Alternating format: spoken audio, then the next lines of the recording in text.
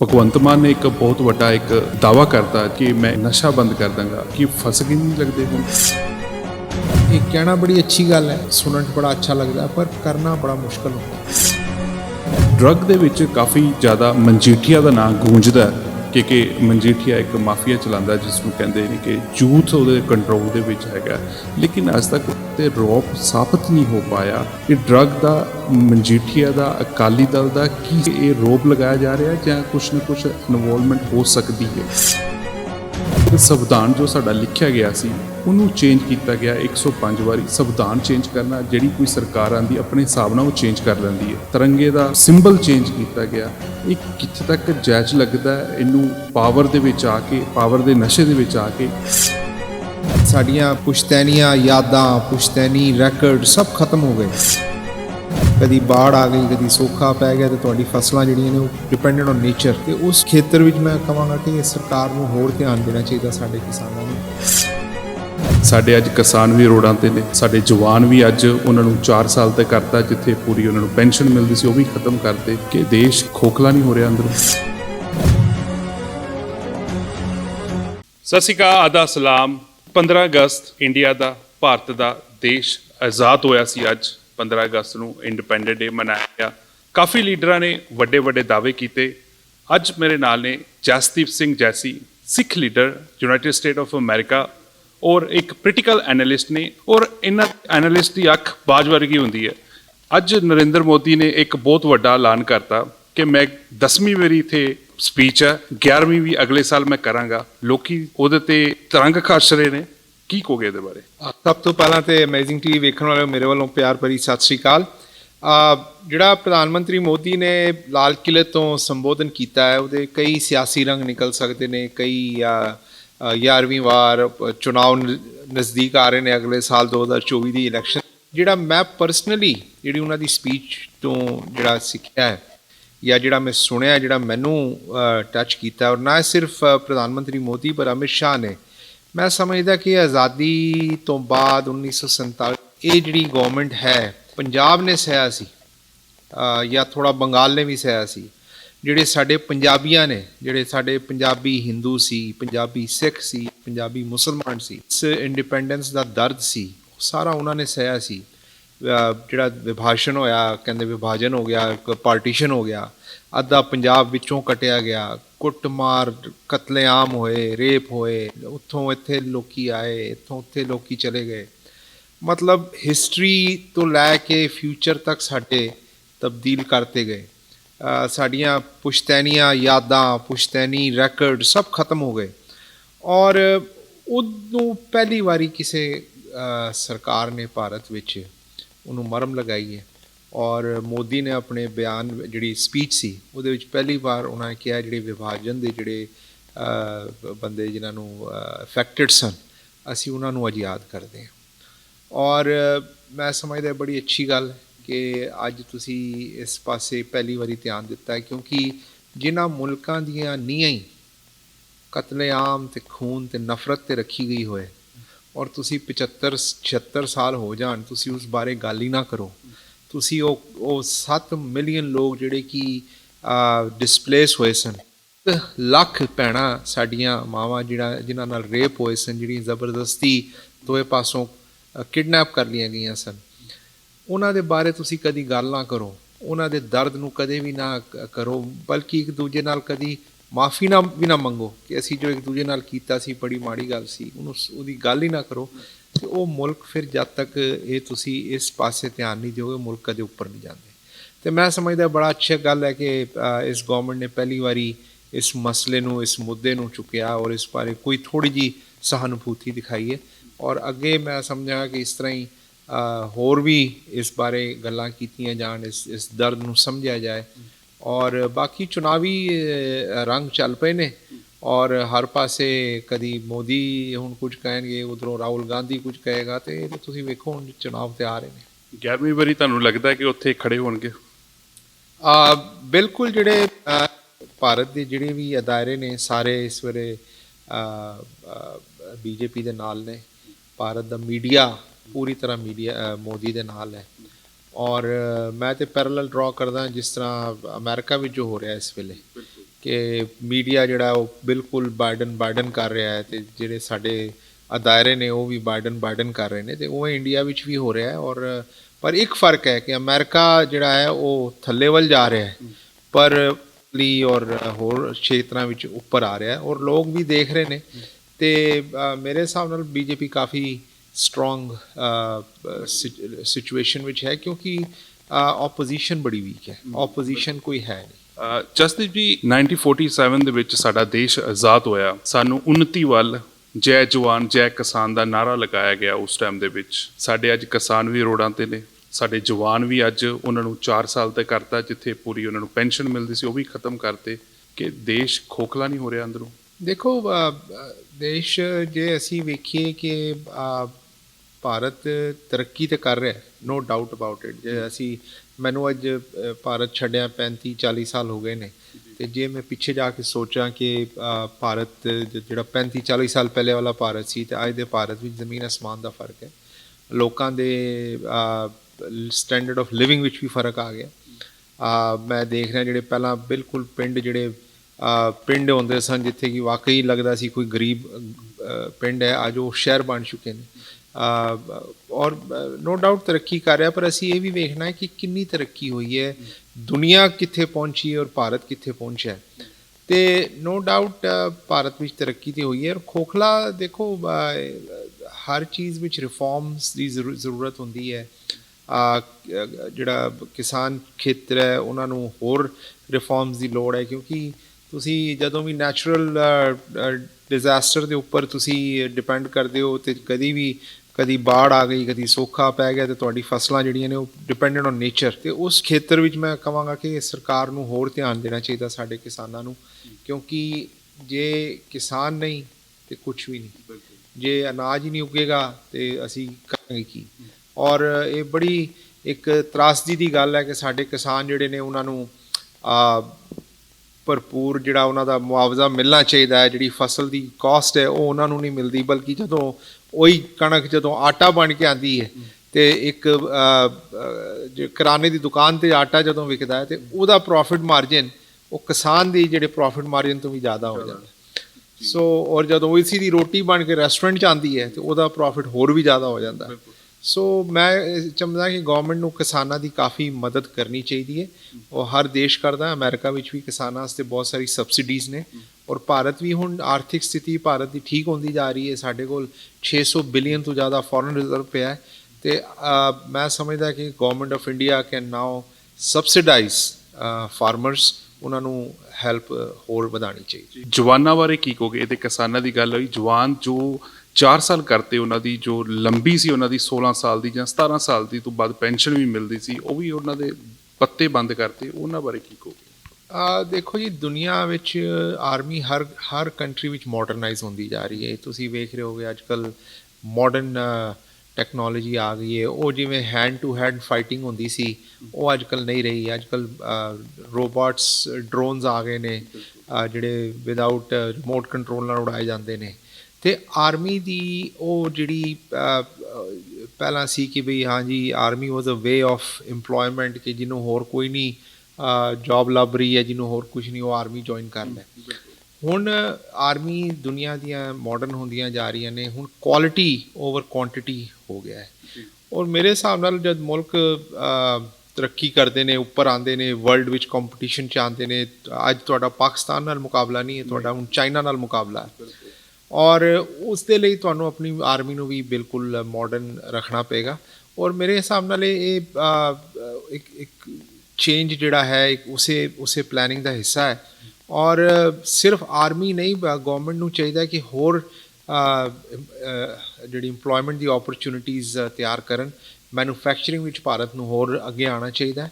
ਔਰ ਮੈਂ ਸਮਝਦਾ ਕਿ ਇਹ ਜਿਹੜਾ ਆਰਮੀ ਦੇ ਵਿੱਚੋਂ 4 ਸਾਲ ਦੀ ਜਿਹੜੀ ਲਗਾਈ ਗਈ ਹੈ ਲਿਮਿਟ, ਇਹ ਆਰਮੀ ਦੀ ਕੁਆਲਿਟੀ ਵਧਾਉਣ ਵਾਸਤੇ। ਬਿਲਕੁਲ। ਜਸਦੀਪ ਜੀ, ਭਗਵੰਤ ਮਾਨ ਨੇ ਇੱਕ ਬਹੁਤ ਵੱਡਾ ਇੱਕ ਦਾਅਵਾ ਕਰਤਾ ਅੱਜ, ਜਿਵੇਂ ਅਸੀਂ ਪਿੱਛੇ ਦੇਖਿਆ ਸੀ, ਕੈਪਟਨ ਨੇ ਗੁਟਕਾ ਸਾਹਿਬ ਫੜ ਕੇ ਸਹੁੰ ਖਾਧੀ ਸੀ 1 ਮਹੀਨੇ ਦੇ ਵਿੱਚ।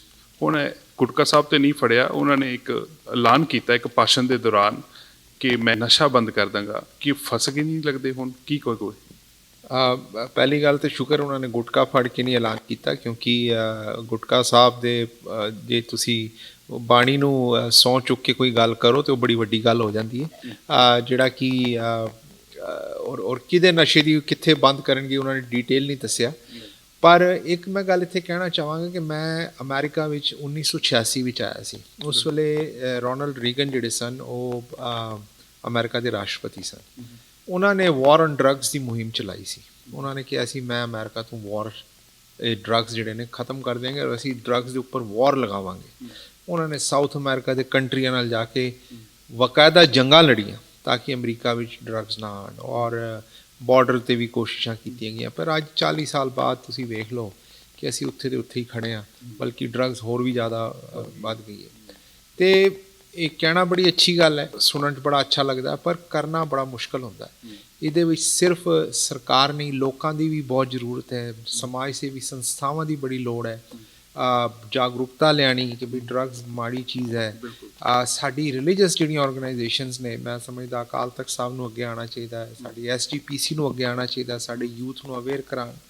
ਔਰ ਇਹ ਜਦ ਤੱਕ ਸਾਰਿਆਂ ਦਾ ਕੰਸਰਟਡ ਐਫਰਟਸ ਨਹੀਂ ਹੋਏਗਾ ਇਹ ਨਹੀਂ ਹੋ ਸਕਦਾ। ਔਰ ਦੂਜਾ ਪੰਜਾਬ ਦੀ ਜਿਹੜੀ ਜੀਓਗ੍ਰਾਫੀਕਲ ਲੋਕੇਸ਼ਨ ਹੈ ਉਹ ਬਿਲਕੁਲ ਬਾਰਡਰ ਸਟੇਟ ਹੈ, ਔਰ ਜਿਹੜਾ ਇਲੀਗਲ ਟਰੇਡ ਭਾਵੇਂ ਇੱਧਰੋਂ ਉੱਧਰ ਜਾਏ ਜਾਂ ਉੱਧਰੋਂ ਇੱਧਰ ਆਏ, ਇਹ ਹਮੇਸ਼ਾ ਹੀ ਬਾਰਡਰ ਸਟੇਟ ਨੂੰ ਭੁਗਤਣਾ ਪੈਂਦਾ ਹੈ।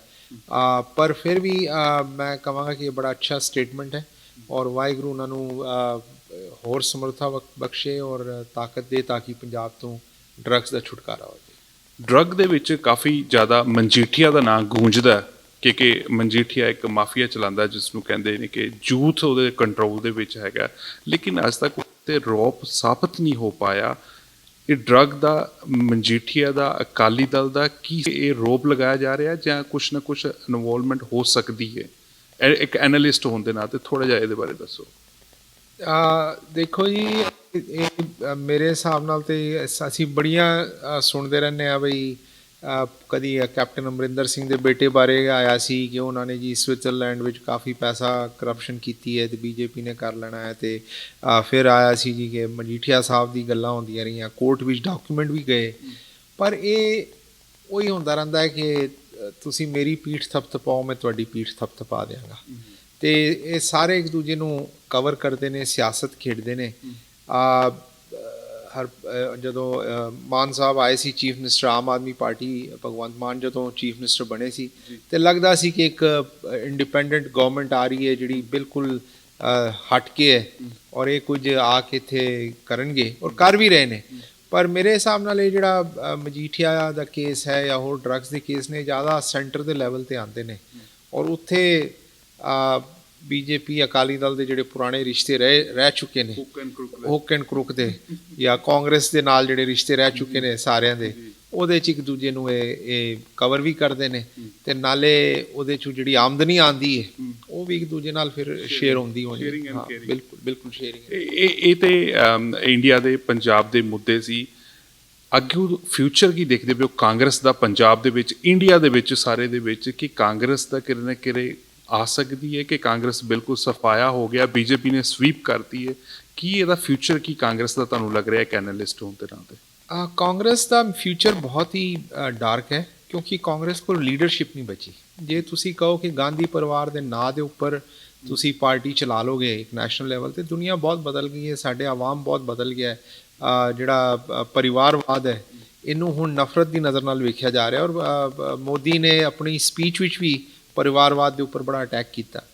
ਔਰ ਖਾਸ ਕਰ ਜਿਹੜੀ ਪਾਰਟੀ ਹਾਲੀ ਵੀ 84 ਦੇ ਕਾਤਲਾਂ ਨੂੰ ਪਨਾਹ ਦੇ, ਹਾਲੀ ਵੀ ਜਗਦੀਸ਼ ਟਾਈਟਲਰ ਨੂੰ ਪਨਾਹ ਦੇ, ਜਿਸ ਪਾਰਟੀ ਨੇ ਇੰਨੀ ਹਿੰਮਤ ਕੀਤੀ ਹੋਏ ਕਿ ਸ਼੍ਰੀ ਦਰਬਾਰ ਸਾਹਿਬ 'ਤੇ ਜਾ ਕੇ ਅਟੈਕ ਕੀਤਾ ਹੋਏ, ਅਕਾਲ ਤਖਤ ਸਾਹਿਬ ਨੂੰ ਢਾਇਆ ਹੋਏ, ਉਹ ਪਾਰਟੀ ਦਾ ਫਿਰ ਇਹ ਰੱਬੋਂ ਹੀ ਇਹ ਅਸ਼ਰ ਹੁੰਦਾ ਹੈ। ਇਹ ਕੋਈ ਇਨਸਾਨੀ ਫਿਰ ਨਹੀਂ ਰਹਿ ਜਾਂਦਾ, ਇਹ ਰੱਬੀ ਤਾਕਤਾਂ ਫਿਰ ਆ ਜਾਂਦੀਆਂ ਨੇ। ਔਰ ਮੇਰੇ ਖਿਆਲ ਉਹਦਾ ਹੀ ਭੁਗਤ ਰਹੇ ਨੇ ਜਿਹੜੇ ਇਹਨਾਂ ਦੇ ਕਰਮ ਸੀ ਪੁਰਾਣੇ। ਔਰ ਕਾਂਗਰਸ ਦਾ ਤਦੇ ਹੀ ਕੋਈ ਠੀਕ ਹੋ ਸਕਦਾ ਹੈ ਜੇ ਪਰਿਵਾਰਵਾਦ ਖਤਮ ਹੋਏ, ਗਾਂਧੀ ਫੈਮਿਲੀ ਜਾਏ ਔਰ ਅੱਗੋਂ ਕੋਈ ਲੀਡਰਸ਼ਿਪ ਨਵੀਂ ਆਏ। ਪਰ ਇਹ ਗਾਂਧੀ ਫੈਮਿਲੀ ਨੇ ਜਿਹੜੀ ਬਾਕੀ ਲੀਡਰਸ਼ਿਪ ਹੈ ਸਾਰੀ ਖਤਮ ਕਰਤੀ। ਜੋਤੀ ਆਦਿਤਿ ਰਾਏ ਸਿੰਧੀਆ ਬੀਜੇਪੀ ਚਲੇ ਗਏ ਨੇ, ਸਚਿਨ ਪਾਇਲਟ ਨੂੰ ਵੀ ਦਰਕਨਾਰ ਕੀਤਾ ਹੋਇਆ ਹੈ, ਕਪਿਲ ਸਿੱਬਲ ਪਹਿਲੇ ਹੀ ਛੋੜ ਕੇ ਜਾ ਚੁੱਕੇ ਨੇ, ਜਾਖੜ ਸਾਹਿਬ ਵੀ ਬੀਜੇਪੀ ਚਲੇ ਗਏ ਨੇ, ਤੇ ਉਹ ਇਹਨਾਂ ਦੀ ਜਿਹੜੀ ਲੀਡਰਸ਼ਿਪ ਹੈ ਉਹ ਬਿਲਕੁਲ ਇਹਨਾਂ ਨੇ ਖਤਮ ਕੀਤੀ ਹੋਈ। ਜਸਦੀਪ ਜੀ, ਇੱਕ ਸੋ ਤੁਹਾਡਾ ਐਕਸਪੀਰੀਅੰਸ ਹੈ, ਤੁਸੀਂ ਦੇਖਿਆ ਵੀ ਹੋਣਾ ਉਹ ਚੀਜ਼ਾਂ ਨੂੰ। ਸਾਡਾ ਜੋ ਤਿਰੰਗਾ ਸੀ ਭਾਰਤ ਦਾ, ਇੰਡੀਆ ਦਾ, ਉਹਦੇ 'ਚ ਇੱਕ ਚਰਖਾ ਹੁੰਦਾ ਸੀ ਪਹਿਲਾਂ, ਫਿਰ ਸੰਵਿਧਾਨ ਜੋ ਸਾਡਾ ਲਿਖਿਆ ਗਿਆ ਸੀ ਉਹਨੂੰ ਚੇਂਜ ਕੀਤਾ ਗਿਆ 105 ਵਾਰੀ। ਸੰਵਿਧਾਨ ਚੇਂਜ ਕਰਨਾ, ਜਿਹੜੀ ਕੋਈ ਸਰਕਾਰ ਆਉਂਦੀ ਆਪਣੇ ਹਿਸਾਬ ਨਾਲ ਉਹ ਚੇਂਜ ਕਰ ਲੈਂਦੀ ਹੈ। ਤਿਰੰਗੇ ਦਾ ਸਿੰਬਲ ਚੇਂਜ ਕੀਤਾ ਗਿਆ। ਇਹ ਕਿੱਥੇ ਤੱਕ ਜਾਇਜ਼ ਲੱਗਦਾ? ਇਹਨੂੰ ਪਾਵਰ ਦੇ ਵਿੱਚ ਆ ਕੇ, ਪਾਵਰ ਦੇ ਨਸ਼ੇ ਦੇ ਵਿੱਚ ਆ ਕੇ ਕੋਈ ਵੀ ਸਰਕਾਰ ਹੋਵੇ, ਭਾਵੇਂ ਬੀਜੇਪੀ ਦੀ ਹੋਵੇ, ਭਾਵੇਂ ਕਾਂਗਰਸ ਦੀ ਸਰਕਾਰ ਹੋਵੇ, ਉਹ ਆਪਣੇ ਹਿਸਾਬ ਦੇ ਨਾਲ ਉਹਨੂੰ ਚੇਂਜ ਕਰ ਦਿੰਦੀ ਆਪਣੇ ਫਾਇਦੇ ਵਾਸਤੇ। ਇਹ ਹੋਣਾ ਚਾਹੀਦਾ ਸੰਵਿਧਾਨ ਚੇਂਜ, ਜਾਂ ਤਿਰੰਗੇ ਦੇ ਵਿੱਚ ਛੇੜਖਾਨੀ ਹੋਈ ਹੈ ਪਹਿਲਾਂ ਪੁਰਾਣੀਆਂ ਚੀਜ਼ਾਂ ਦੀ? ਕੀ ਕਹੋਗੇ? ਜਿਹੜਾ ਚਰਖਾ ਸੀ ਉਹ ਤੇ ਗਾਂਧੀ ਦੇ ਟਾਈਮ ਨੈਸ਼ਨਲ ਕਾਂਗਰਸ ਦਾ ਝੰਡਾ ਹੁੰਦਾ ਸੀ, ਭਾਰਤ ਦਾ ਤੇ ਝੰਡਾ ਹੁੰਦਾ ਹੀ ਨਹੀਂ ਸੀ। ਪਰ ਜਿਹੜਾ ਤਿਰੰਗਾ ਹੈ ਉਹ ਜਦੋਂ ਪਹਿਲੀ ਵਾਰੀ ਜਦ ਬਣਿਆ ਸੀ ਤੇ ਉਹਦੇ ਵਿੱਚ ਚੱਕਰ ਸੀ, ਚਰਖਾ ਨਹੀਂ ਸੀ, ਜਿਹੜਾ ਚੱਕਰ ਅੱਜ ਵੀ ਹੈ। ਤੇ ਉਹ ਚੱਕਰ ਜਿਹੜਾ ਹੈ ਉਹ ਤੇ ਹਮੇਸ਼ਾ ਤੋਂ ਝੰਡੇ ਦਾ ਨਿਸ਼ਾਨ ਹੈ। ਪਰ ਹਾਂ, ਟਾਈਮ ਟੂ ਟਾਈਮ ਕਨਸਟੀਟਿਊਸ਼ਨ ਵਿੱਚ ਅਮੈਂਡਮੈਂਟਸ ਹੁੰਦੀਆਂ ਨੇ, ਔਰ ਕੁਝ ਅਮੈਂਡਮੈਂਟਸ ਸਹੀ ਵੀ ਹੁੰਦੀਆਂ ਨੇ, ਕੁਝ ਆਪਣੇ ਫਾਇਦੇ ਵੀ ਇਸ 'ਤੇ ਵੀ ਹੁੰਦੀਆਂ ਨੇ। ਜਿਵੇਂ ਹੁਣ ਕਈ ਨਵੇਂ ਬਿੱਲ ਪਾਸ ਕੀਤੇ ਜਾਂਦੇ ਨੇ, ਜਿਵੇਂ ਹੁਣ ਬਿੱਲ ਪਾਸ ਕੀਤਾ ਗਿਆ ਦਿੱਲੀ ਵਿੱਚ, ਜ਼ਿਆਦਾ ਅਧਿਕਾਰ ਗਵਰਨਰ ਨੂੰ ਦੇ ਦਿੱਤੇ ਗਏ ਨੇ ਤਾਂ ਕਿ ਆਮ ਆਦਮੀ ਪਾਰਟੀ ਦੀ ਗਵਰਨਮੈਂਟ ਕੋਲ ਕੋਈ ਜ਼ਿਆਦਾ ਅਧਿਕਾਰ ਹੀ ਨਾ ਰਹਿਣ, ਤੇ ਇਹਦਾ ਮਿਸਯੂਜ਼ ਵੀ ਹੁੰਦਾ ਹੈ। ਪਰ ਕਈ ਬਿੱਲ ਅੱਛੇ ਵੀ ਹੁੰਦੇ ਨੇ, ਜਿਵੇਂ ਹੁਣ ਕ੍ਰਾਈਮ ਬਿੱਲ ਆਇਆ ਹੈ ਜਿਹਦੇ ਵਿੱਚ ਕਿ ਹੁਣ ਇਹ ਜਿਹੜੇ ਅੰਗਰੇਜ਼ਾਂ ਦੇ ਟਾਈਮ ਦੇ ਸਾਡੇ ਜਿਹੜੇ ਬਿਲਸ, ਜਿਹੜੇ ਕਾਨੂੰਨ ਸੀ, ਉਹਨਾਂ ਨੂੰ ਇਹ ਮਾਡਰਨਾਈਜ਼ ਕਰ ਰਹੇ ਨੇ। ਲਿੰਚਿੰਗ ਦੇ ਖਿਲਾਫ ਆ ਗਏ ਨੇ, ਵੀ ਕਿਸੇ ਨੂੰ ਬੰਦੇ ਨੂੰ ਫੜ ਕੇ ਪਕੜ ਕੇ ਮੌਬ ਜਿਹੜੀ ਮੈਂਟੈਲਿਟੀ ਹੈ ਉਹਨੂੰ ਬੰਦ ਕਰ ਰਹੇ ਨੇ। ਤੇ ਕਈ ਦੇ ਅੱਛੇ ਵੀ ਨੇ, ਕਈ ਭੈੜੇ ਵੀ ਨੇ। ਅਸੀਂ ਇੱਕ ਅਮੈਂਡਮੈਂਟ ਜ਼ਰੂਰ ਚਾਹਾਂਗੇ ਭਾਰਤ ਦੇ ਸੰਵਿਧਾਨ ਵਿੱਚ, ਔਰ ਉਹ ਹੈ ਆਰਟੀਕਲ 25B, ਜਿਹਦੇ ਵਿੱਚ ਕਿ ਅਸੀਂ ਚਾਹਾਂਗੇ ਕਿ ਕਲੀਅਰ ਕੀਤਾ ਜਾਏ ਕਿ ਸਿੱਖ ਜਿਹੜਾ ਧਰਮ ਹੈ ਇੱਕ ਇੰਡੀਪੈਂਡੈਂਟ ਵੱਖਰਾ ਧਰਮ ਹੈ, ਔਰ ਅਸੀਂ ਕਿਸੇ ਹੋਰ ਧਰਮ ਦੇ ਅਧੀਨ ਨਹੀਂ ਹਾਂ। ਜੀ ਬਿਲਕੁਲ, ਤੁਸੀਂ ਕਾਫੀ ਆਵਾਜ਼ ਉਠਾਉਂਦੇ ਪਏ ਹੋ 25B ਬਾਰੇ। ਕੀ ਤੁਸੀਂ ਅੱਗੇ ਰਾਬਤਾ ਕਰ ਰਹੇ ਹੋ ਜਾਂ ਕੁਝ ਦੇ ਰਹੇ ਹੋ ਸਰਕਾਰ ਨੂੰ, ਇੰਡੀਅਨ ਗਵਰਨਮੈਂਟ ਨੂੰ, ਜਾਂ ਕੀ ਪ੍ਰੋਸੈਸਿੰਗ ਹੀ ਚੱਲ ਰਿਹਾ ਕਿ ਅਸੀਂ ਇਹਦਾ ਕਿੱਦਾਂ ਇਹਨੂੰ ਅੱਗੇ ਵਧਾ ਸਕਦੇ ਹਾਂ? ਕੁਝ ਮੈਂਬਰਸ ਨੇ ਕਮਿਊਨਿਟੀ ਦੇ, ਜਿਹੜੇ ਸਾਡੇ ਧਰਮ ਦੇ ਵਿਰੁੱਧ ਜਾ ਕੇ ਤੇ ਜਿਹੜੇ ਮਿਨੋਰਿਟੀਜ਼, ਜਿਹੜੇ ਬੈਕਵਰਡ ਕਲਾਸਿਸ ਜਾਂ ਲੋਅਰ ਕਾਸਟ ਵਿੱਚ ਆਪਣੇ ਨਾਂ ਲਿਖਾ ਕੇ ਤੇ ਗਵਰਨਮੈਂਟ ਦੇ ਬੈਨੀਫਿਟਸ ਲੈ ਲੈਂਦੇ ਨੇ, ਕਿਉਂਕਿ ਅਸੀਂ ਹਾਲੀ ਵੀ ਹਿੰਦੂਇਜ਼ਮ ਦਾ ਇੱਕ ਪਾਰਟ ਮੰਨੇ ਜਾਂਦੇ ਹਾਂ। ਪਰ ਸਾਡੇ ਧਰਮ ਵਿੱਚ ਗੁਰੂ ਗੋਬਿੰਦ ਸਿੰਘ ਸਾਹਿਬ ਤੋਂ ਲੈ ਕੇ ਗੁਰੂ ਨਾਨਕ ਦੇਵ ਜੀ ਤੋਂ ਲੈ ਕੇ ਸਾਡੇ ਧਰਮ ਵਿੱਚ ਇੱਕੋ ਹੀ ਜਾਤ, ਕੋਈ ਜਾਤ ਪਾਤ ਦਾ ਕੋਈ ਹੈ ਨਹੀਂ, ਕੋਈ ਕਾਸਟ ਸਿਸਟਮ ਨਹੀਂ ਹੈ। ਪਰ ਇਹਨੂੰ ਮੈਨੂਪੂਲੇਟ ਕਰਨਾ, ਇਹ ਵੀ ਸਾਡੀ ਕੌਮ ਨੂੰ ਥੋੜ੍ਹਾ ਜਿਹਾ ਇਹਦੇ ਵਿੱਚ ਧਿਆਨ ਦੇਣਾ ਪਏਗਾ। ਔਰ ਫਿਰ ਦੁਬਾਰਾ ਗੱਲ ਉੱਥੇ ਹੀ ਆਉਂਦੀ ਕਿ ਸਾਡੀ SGPC ਤੇ ਅਕਾਲ ਤਖਤ ਸਾਹਿਬ ਖਾਸ ਕਰ, ਉਹਨਾਂ ਨੂੰ ਇਸ ਬਾਰੇ ਸਟ੍ਰਿਕਟ ਵਰਡਿਕਟਸ ਦੇਣੇ ਚਾਹੀਦੇ ਨੇ ਕਿ ਸਿੱਖਾਂ ਨੂੰ ਜੌਬ ਲੈਣ ਵਾਸਤੇ ਜਾਂ ਐਡਮਿਸ਼ਨਾਂ ਲੈਣ ਵਾਸਤੇ ਆਪਣੇ ਜਾਤੀਵਾਦ ਜਾਂ ਇਹਨਾਂ ਚੀਜ਼ਾਂ ਦੀ ਲੋੜ ਨਹੀਂ ਹੈ। ਸਿਰਫ ਅਕਾਲ ਪੁਰਖ ਵਾਹਿਗੁਰੂ 'ਚ ਭਰੋਸਾ ਰੱਖੋ, ਔਰ ਮਿਹਨਤ ਨਾਲ ਤੁਸੀਂ ਇੰਨੇ ਅੱਗੇ ਆਏ ਹੋ। ਇਹ ਕੌਮ ਜਿਹੜੀ ਹਮੇਸ਼ਾ ਮਿਹਨਤ ਤੇ ਆਪਣੇ ਜਜ਼ਬੇ 'ਤੇ ਅੱਗੇ ਵੱਧਦੀ ਹੈ, ਉਹਦੇ ਨਾਲ ਭਾਰਤ ਵਿੱਚ ਤੁਸੀਂ ਜੌਬਸ ਲਓ, ਉਹਦੇ ਨਾਲ ਤੁਸੀਂ ਐਡਮਿਸ਼ਨਾਂ ਲਓ ਔਰ ਅੱਗੇ ਵਧੋ। ਜਸਟਿਸ ਜੀ, ਇੱਕ ਮੁੱਦਾ ਕਾਫੀ ਗਰਮਾਇਆ ਹੋਇਆ ਧੁੰਦਾ ਸਾਹਿਬ ਦਾ, ਸਰਬਜੀਤ ਸਿੰਘ ਧੁੰਦਾ, ਜੋ ਲੁਧਿਆਣੇ ਤੋਂ ਨੇ, ਉਹ ਪਹਿਲਾਂ ਨਿਊਯਾਰਕ ਆਏ, ਆਸਟ੍ਰੇਲੀਆ, ਨਿਊਜ਼ੀਲੈਂਡ, ਸਭ ਜਗ੍ਹਾ ਵਿਰੋਧ ਹੋ ਰਿਹਾ। ਕਿਉਂ ਹੋ ਰਿਹਾ ਇਹਦਾ ਵਿਰੋਧ? ਔਰ ਆਪਣੀ ਸਿੱਖ ਕਮਿਊਨਿਟੀ ਇੱਕ ਦੂਜੇ ਨਾਲ ਫਾਈਟ ਕਿਉਂ ਕਰ ਰਹੀ ਹੈ? ਇਹ ਬੈਠ ਕੇ ਇੱਕ ਸੈਮੀਨਾਰ ਕਰਾ ਕੇ ਇਹਦਾ ਹੱਲ, ਕੋਈ ਸੋਲੂਸ਼ਨ, ਇੱਕ ਦੂਜੇ ਦੇ ਉੱਤੇ ਤੌਹਮਤਾਂ ਲਾਉਣੀਆਂ, ਗੁਰਦੁਆਰਾ ਸਾਹਿਬ ਦੇ ਵਿੱਚ ਮਾਈਕ, ਪੱਗਾਂ ਰੋਲਣੀਆਂ, ਕੀ ਕਹੋਗੇ?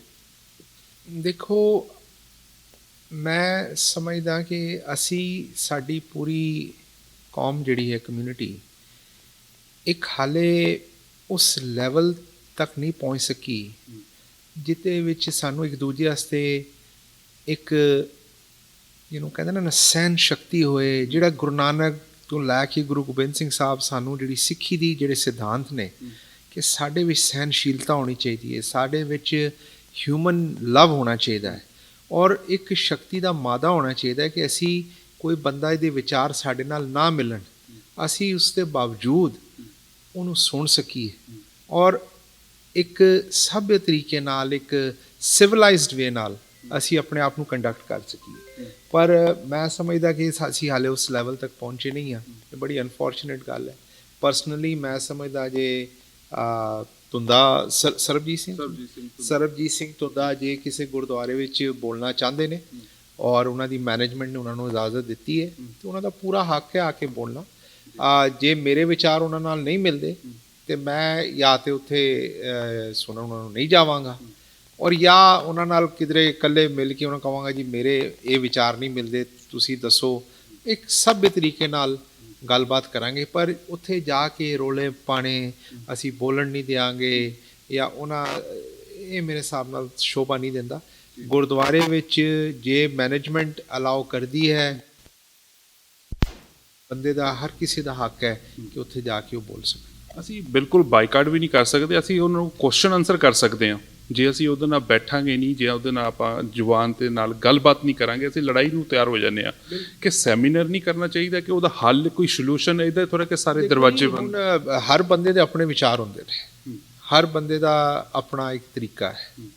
ਤੁਸੀਂ ਹੁਣ ਹਰ ਕਿਸੇ ਨਾਲ ਤੇ ਵਿਚਾਰ ਵੀ ਨਹੀਂ ਕਰੋਗੇ, ਹਰ ਕਿਸੇ ਨੂੰ ਆਪਣੇ ਤੁਹਾਨੂੰ ਆਪਣੇ ਅੰਦਰ ਲਿਆਉਣਾ ਪਏਗਾ ਕਿ ਬਈ ਇਹਦੀ ਮੈਨੂੰ ਇਹ ਗੱਲ ਅੱਛੀ ਲੱਗੀ ਹੈ, ਇਹਦੀ ਮੈਨੂੰ ਇਹ ਗੱਲ ਨਹੀਂ ਅੱਛੀ ਲੱਗੀ।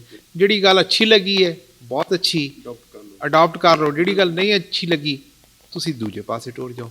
ਕੋਈ ਜ਼ਬਰਦਸਤੀ ਤੇ ਹੈ ਨਹੀਂ ਕਿ ਤੁੰਦੇ ਨੇ ਅੱਜ ਆ ਕੇ ਕਿਹਾ ਵੀ ਐਵੇਂ ਹੈ ਜਾਂ ਐਵੇਂ ਹੋਏਗਾ ਤੇ ਤੁਹਾਨੂੰ ਉਹ ਗੱਲ ਮੰਨਣੀ।